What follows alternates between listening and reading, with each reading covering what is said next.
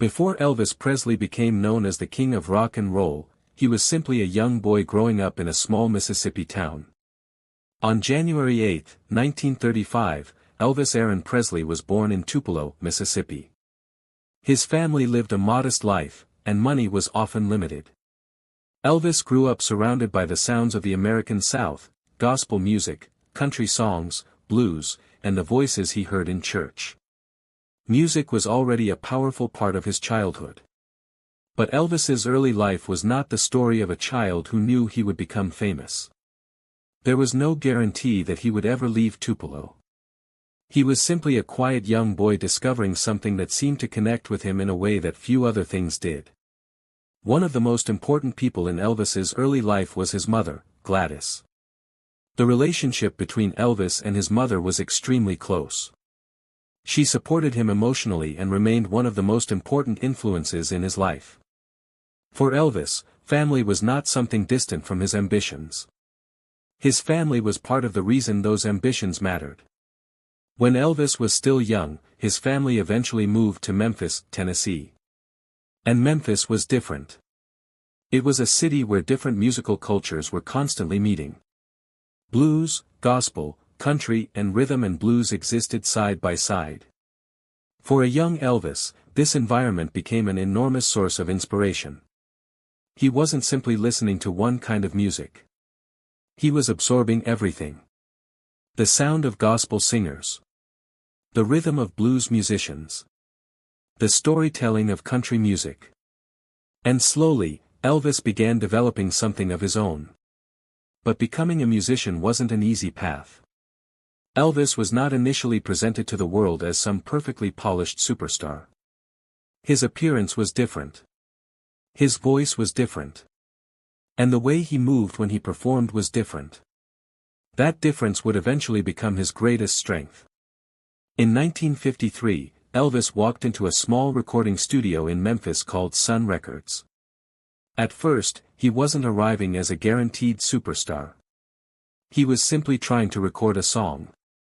The owner of Sun Records, Sam Phillips, was interested in discovering new sounds, particularly music that could connect different audiences. And Elvis had something unusual. His voice carried elements of several musical traditions at once. But the breakthrough didn't happen instantly. There were recording sessions that didn't seem to lead anywhere. Elvis and the musicians around him experimented, searched for the right sound, and tried different approaches. Then, during one important session in 1954, something changed. Elvis, guitarist Scotty Moore and bassist Bill Black began playing in a loose, energetic way. Instead of following a traditional arrangement, they created a sound that felt spontaneous. Sam Phillips heard it. And he realized there was something there. A new kind of sound was beginning to emerge. Elvis's first commercial recordings began attracting attention, particularly in the American South. But the music wasn't the only thing people noticed. There was Elvis himself. When he performed, he didn't stand completely still like many singers of the era. He moved with the rhythm. His physical style became part of the performance. Some audiences loved it. Others were shocked by it. And that reaction only made people more curious. Elvis was becoming difficult to ignore. Radio stations began playing his records. Young audiences started recognizing his name. His performances attracted attention wherever he went. But the young man from Memphis had not yet become the worldwide icon history would remember. He was still climbing. And the speed of that climb was about to change dramatically. By the middle of the 1950s, Elvis had become much more than a local performer. His records were spreading. His live appearances were creating enormous reactions. And his image was becoming increasingly recognizable. The same qualities that made some people uncomfortable were making millions of young fans fascinated. Elvis represented something new. He was young. He was energetic. He sounded different. And he looked different from the traditional image of a male performer. But there was another force beginning to enter his life, one that would completely change the scale of his career. His name was Colonel Tom Parker. Parker understood something important about entertainment. Elvis had talent. But talent alone did not guarantee worldwide success. The right management, promotion and opportunities could transform a successful performer into a national phenomenon. And that was exactly what began happening. Elvis's career was moving beyond small stages and regional radio stations. The boy from Tupelo was becoming a national sensation. But success came with a price. The more famous Elvis became, the more people wanted to control his image. His music. His performances. His appearances. Even the way audiences were allowed to see him. Elvis was entering a world where fame was no longer something he could completely control himself. And he was still incredibly young. He had grown up in modest circumstances. Now suddenly, strangers across America knew his name. Teenagers were buying his records. Newspapers were discussing him. Television audiences were watching him. And critics were arguing about what he represented. To some, Elvis was exciting. To others, he was controversial. But regardless of what people thought, one thing was becoming impossible to deny. Elvis Presley was changing American popular culture. And this was only the beginning. The young man who had once walked into a Memphis recording studio hoping to make a simple record was now standing at the edge of something much bigger. Soon, the entire country would know his name. Soon, his performances would become television events. Soon, Hollywood would come calling. And soon, Elvis Presley would become a phenomenon unlike anything the entertainment industry had seen before. But before he became the king, he was simply a boy from Tupelo who heard music differently. And the world was about to hear what he had discovered. By the middle of the 1950s, Elvis Presley was no longer just another young singer from Memphis. Something much bigger was happening. His records were reaching audiences across America, and his live performances were creating reactions that few performers had ever experienced. Young fans were fascinated by his voice, his appearance, his confidence, and especially the way he moved when he performed. Elvis wasn't simply singing songs. He was turning every performance into an event. For many young Americans, he represented something new. He didn't look or sound like the traditional stars their parents had grown up with. His style combined influences from different musical worlds, creating something that felt fresh and rebellious. And that word, rebellious, would become closely connected with Elvis. Adults didn't always understand the excitement surrounding him. Some critics disliked his performance style. Some considered his movements inappropriate. Others believed that the new music represented a challenge to traditional American culture. But controversy had an unexpected effect. It made people want to see Elvis even more. Every time newspapers criticized him, more people became curious. Every time someone complained about his performances, another audience wanted to experience them for themselves. Elvis's popularity was growing faster than anyone could have predicted. Then came television. Television was becoming one of the most powerful forms of entertainment in America, and Elvis was perfectly suited to the new medium. Millions of people who had never seen him perform live could now watch him from their own homes. Suddenly, Elvis wasn't just a singer. He was a national personality. His appearances generated enormous attention, and his performances became some of the most talked about moments on television. But there was a problem. Television had rules. Elvis did not always fit those rules. His movements were considered too provocative by some broadcasters and critics. His appearance challenged the conservative image expected from young male entertainers. Yet audiences continued watching. The controversy only increased his visibility. Elvis had become a cultural conversation. People weren't simply asking whether they liked his music. They were asking what Elvis Presley represented. Was he the future of music? Was he destroying traditional values? Was he simply a talented young performer? Or was something much bigger happening? The answer was becoming clear. Elvis was becoming a superstar. His records were selling at an extraordinary pace, and his name was becoming known far beyond the American South. But fame also brought business opportunities. Hollywood noticed.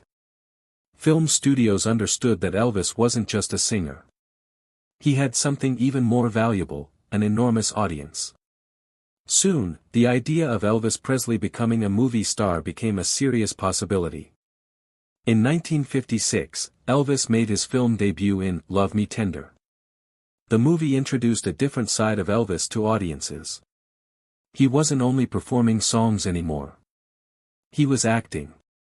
And Hollywood quickly recognized the commercial potential. More movies followed. Elvis was now building two careers at the same time, music and film. But while his public career was exploding, his private life was becoming increasingly complicated. Fame meant that almost everything about him attracted attention. His clothes. His hair. His performances. His relationships. His spending. Even his personality. The young man who had once lived a relatively ordinary life was now surrounded by managers, record executives, reporters and fans. And behind much of this growing machine was Colonel Tom Parker. Parker became one of the most powerful figures in Elvis's career. He understood promotion extremely well. He helped turn Elvis into a carefully marketed entertainment brand. The strategy was successful. But it also meant that Elvis's career increasingly depended on decisions made by people around him. As Elvis became richer and more famous, the distance between the young singer and the ordinary life he had once known became enormous. He purchased Graceland in 1957. The mansion would eventually become one of the most famous homes in American popular culture. To the outside world, it looked like the perfect symbol of success. The boy from humble beginnings now had wealth, fame and a massive home. But success wasn't going to remain simple. Because in 1958, Elvis received a different kind of attention. A military draft notice. America was entering a period where military service was a serious responsibility for young men, and Elvis was not exempt simply because he was famous. He could have tried to avoid the situation. Instead, he entered the United States Army. For his fans, it was a shocking moment. The most famous young entertainer in America was suddenly wearing a military uniform. His career was interrupted at the height of his popularity. He was no longer constantly performing. No new movies. No regular concerts. No new recordings in the way audiences had become accustomed to. For someone whose entire career depended on staying visible, the interruption could have been disastrous. But something unexpected happened. Elvis's popularity survived. His fans didn't simply disappear. They waited. And while Elvis was serving in the military, his personal life was also changing. During his time in Germany, he met Priscilla Beaulieu, who would later become his wife. But his military service also brought tragedy. In 1958, Elvis's mother, Gladys, died. Her death deeply affected him. For years, she had been one of the most important people in his life. She had been there before the fame. Before the money. Before the screaming crowds. Before Elvis Presley became a worldwide name. Now she was gone. The loss became one of the most painful moments of his life. Yet Elvis continued his military service. And when he returned to the United States in 1960, something remarkable happened. The audience was still there. The king had returned. But the entertainment industry had changed while he was away. New performers were emerging. New musical styles were developing. And Elvis now faced a completely different challenge. He had already conquered the music world. He had already become a movie star. But could he remain at the top? The answer would depend on the choices made during the next chapter of his career. Because Elvis Presley had reached the summit. Now he had to figure out how to stay there. The boy from Tupelo had become America's biggest star.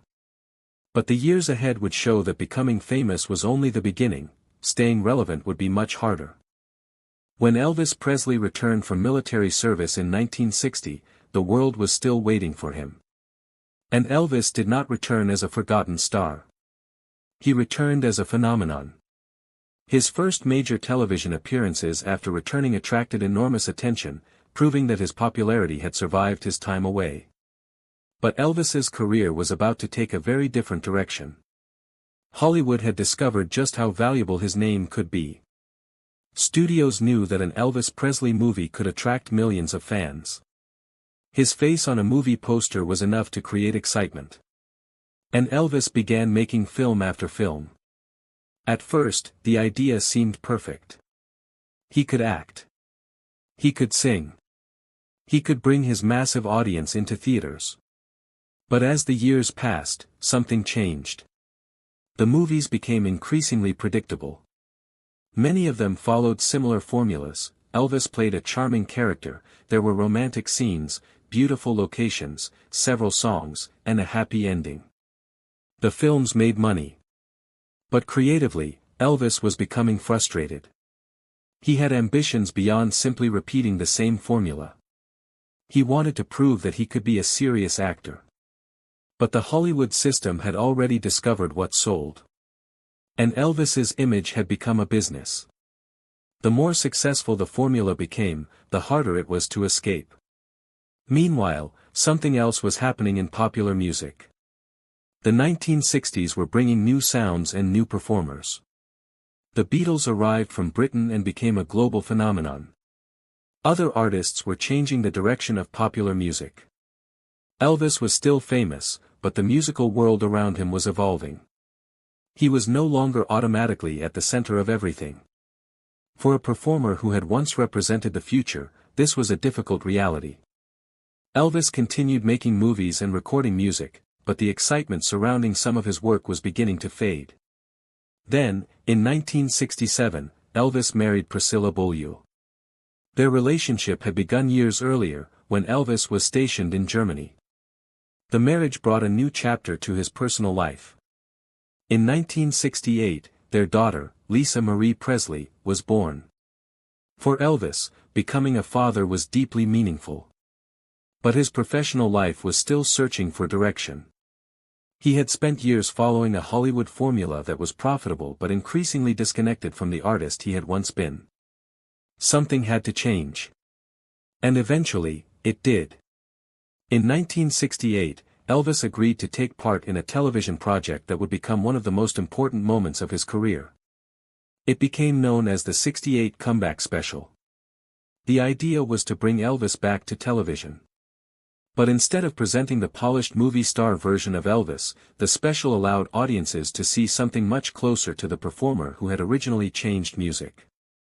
He performed with an intensity that reminded people why they had fallen in love with him in the first place. The response was enormous. Elvis was back. But this wasn't simply a return to the past. He was older, more experienced, and determined to prove that he still had something to say. The comeback changed the direction of his career. It reminded audiences that Elvis was not simply a movie star. He was a performer, a musician, and a presence that could still command attention. After the success of the Comeback Special, Elvis returned to live performances. And this time, his career moved toward Las Vegas. In 1969, he began performing at the International Hotel in Las Vegas. The concerts became a major part of his later career. Elvis now performed in a completely different environment from the small stages where he had started. He wore elaborate jumpsuits. He performed for large audiences. His shows became major entertainment events. But the Las Vegas era also revealed another side of fame. Performing night after night demanded enormous physical and emotional energy. The schedule could be exhausting. The expectations were enormous. Every audience wanted the Elvis they remembered. And Elvis had to continue being that person. The man behind the image, however, was changing. The pressure of constant performance was beginning to take a toll. His personal life was also becoming more complicated. His marriage to Priscilla eventually ended in divorce in 1973. The separation was another major change in his private life. Yet professionally, Elvis continued performing. He remained a major attraction. His concerts could still draw huge crowds. His name still carried enormous power. But underneath the success, problems were becoming harder to ignore. Elvis's health was becoming increasingly fragile. His lifestyle had changed dramatically since his younger years. The constant pressure, demanding schedule and growing personal difficulties were beginning to affect him. Yet the public often saw only the performer. When Elvis walked onto a stage, people wanted the legend. They wanted the energy. They wanted the voice. They wanted the memories. Few people could see the private struggles behind the costume. And this created a painful contradiction. The bigger the Elvis Presley image became, the harder it became for the man himself to step away from it. He had spent his entire adult life being watched. By fans. By reporters. By managers. By record companies. By Hollywood. And eventually, even by people close to him. Elvis had everything that fame promised. Money. Fame. Luxury. Millions of fans. But happiness was not guaranteed by any of it. By the early 1970s, Elvis's story was entering its most complicated chapter. He was still performing. Still famous. Still loved by millions. But the carefree young man from Memphis seemed very far away. The world still called him the king. But behind the title was a man struggling to keep control of his own life. And the years ahead would reveal just how difficult that struggle had become. Elvis had already conquered the world once. Now he was fighting a different battle, one that fame could not solve for him. By the early 1970s, Elvis Presley was still one of the biggest names in entertainment. His concerts attracted huge audiences. His face was recognized around the world. And when he walked onto a stage, thousands of people still reacted like they were seeing the king for the first time. But behind the bright lights, Elvis's life was becoming increasingly difficult. The Las Vegas years had transformed his career. His shows were larger. His costumes were more elaborate. His performances were becoming major spectacles. But performing so frequently demanded a tremendous amount from him. The young Elvis who once moved across small stages with endless energy was now carrying years of fame, pressure, and personal struggles. His appearance had changed. His lifestyle had changed. And, more importantly, his health was beginning to suffer. Elvis had access to enormous wealth and some of the best medical care available. But money could not automatically solve everything. His sleep became difficult. His weight fluctuated. And his reliance on prescription medication became an increasingly serious problem. These medications were not simply part of some glamorous celebrity lifestyle. They were connected to real health problems and the pressures Elvis was experiencing. Yet because he was surrounded by people who depended on his continued performances, the machine around him rarely stopped. The shows continued. The tours continued. The expectations continued. And Elvis continued walking onto the stage. For audiences, the performer was still there. But behind that performer was a man whose private life was becoming increasingly complicated. His divorce from Priscilla in 1973 was another major emotional change. The relationship that had begun years earlier had reached its end. They remained connected through their daughter, Lisa Marie, but Elvis's personal world had changed dramatically. At the same time, the entertainment industry itself was changing. New musicians were emerging. New styles were becoming popular. The cultural landscape that had once been transformed by Elvis was now moving forward without him at the center. But Elvis remained a huge attraction. He had become more than a current music star. He was an institution. People came to see him because he was Elvis Presley. His name alone carried history. That created another unusual problem. He didn't necessarily have to prove himself anymore. But he still had to perform. And every performance required him to live up to an image that had become almost impossible for any human being to maintain. The king was expected to be perfect. The man could not always be. By the middle of the decade, Elvis's health concerns were becoming more visible. Some performances were stronger than others. There were moments when his physical condition appeared to affect his ability to perform at the level audiences expected. Yet his fans continued coming. They continued buying tickets. They continued believing in him. Their loyalty remained extraordinary. But behind the scenes, Elvis's situation was becoming increasingly concerning. His dependence on prescription medication had grown. His health was unstable. His personal relationships were complicated. And his professional commitments continued. One of the most important things to understand about Elvis's final years is that he did not simply disappear. He was still working. Still performing. Still surrounded by people. Still receiving enormous attention. That is what made the situation so tragic. The world could still see Elvis. But the world couldn't fully see what was happening to him. In 1976, Elvis continued performing across the United States. Some shows were powerful. Others revealed how much he was struggling. His fans remained loyal, but those close to him were increasingly aware that something was wrong. Elvis was becoming increasingly isolated despite being surrounded by people. Fame had created a strange kind of loneliness. Millions of people knew his name. Millions cared about him. But very few people could truly understand the pressure of living as Elvis Presley. He had spent more than 2 decades being watched. His every decision could become news. His every performance could be judged. His every change could be noticed. There was almost no private space left. And yet the show had to continue. Because Elvis was not simply an individual anymore. He was a brand. A business. A cultural symbol.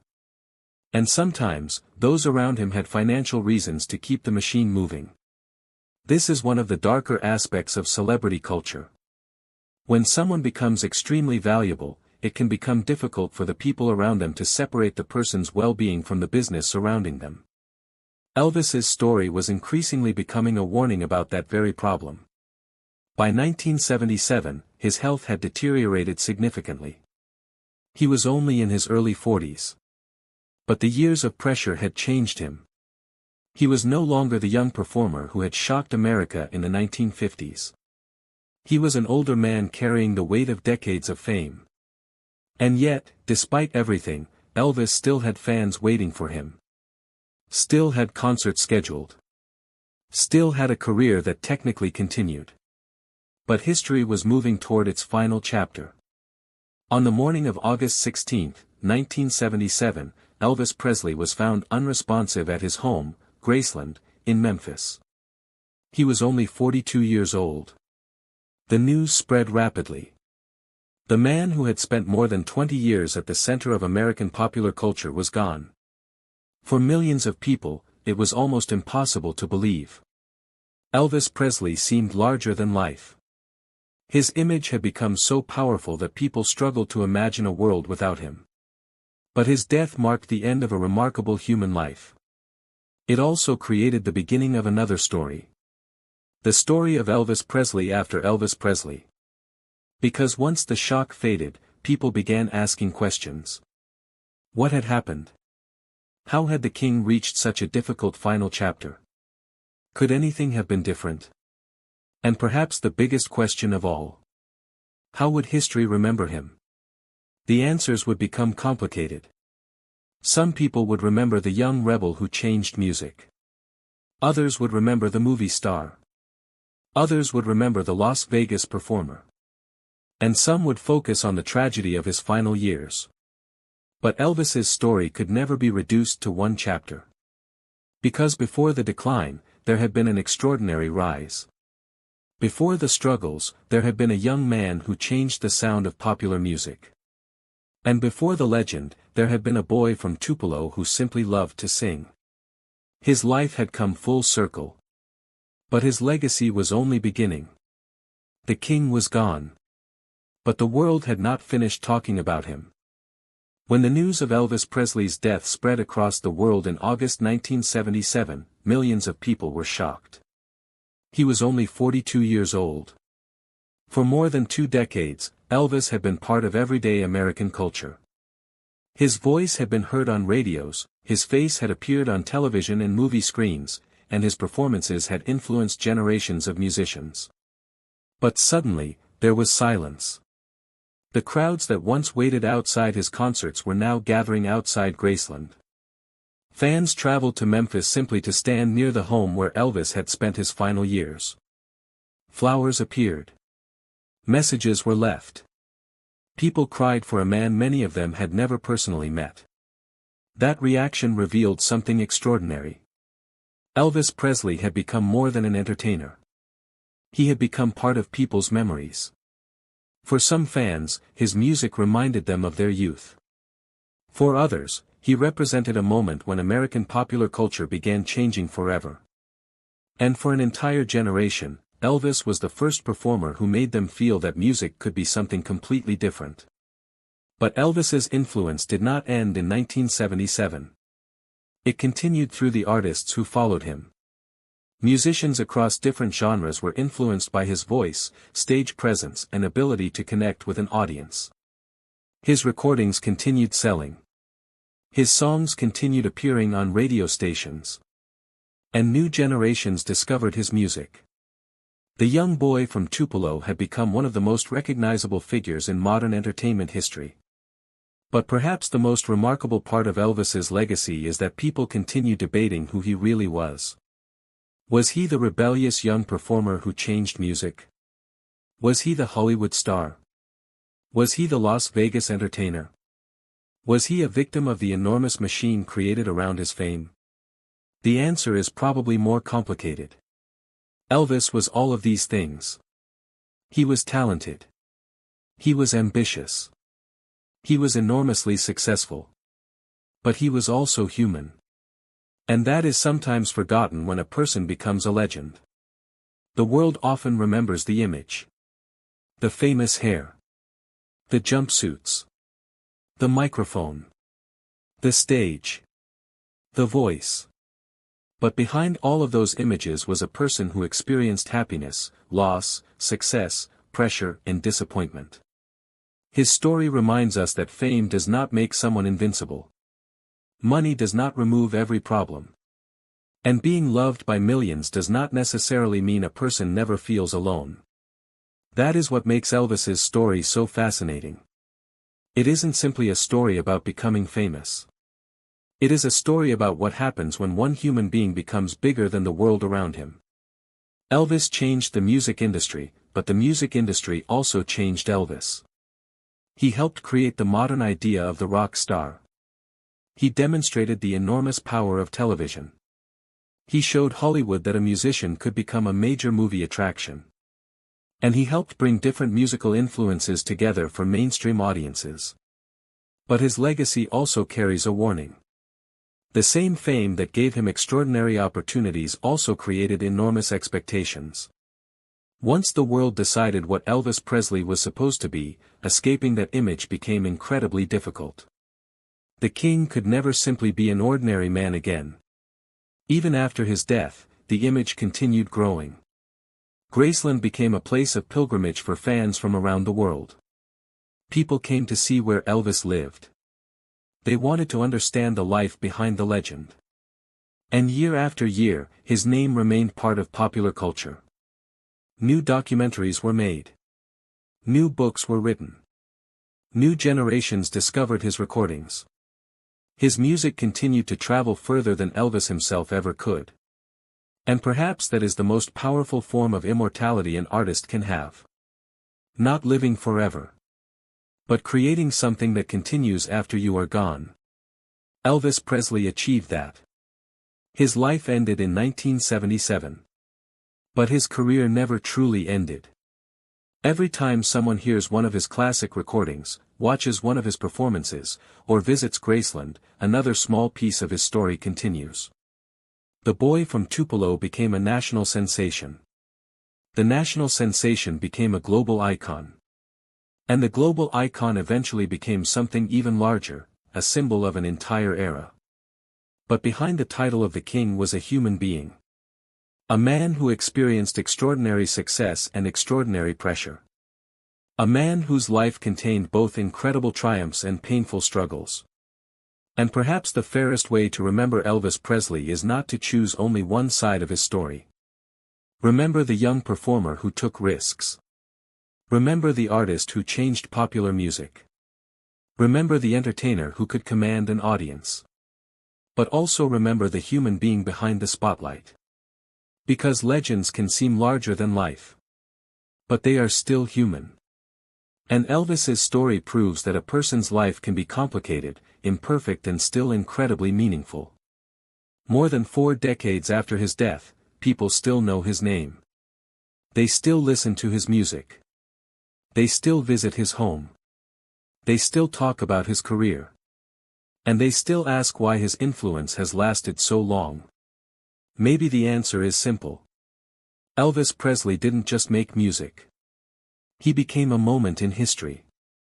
And history has a way of keeping certain names alive. The stage lights eventually went dark. The crowds eventually went home.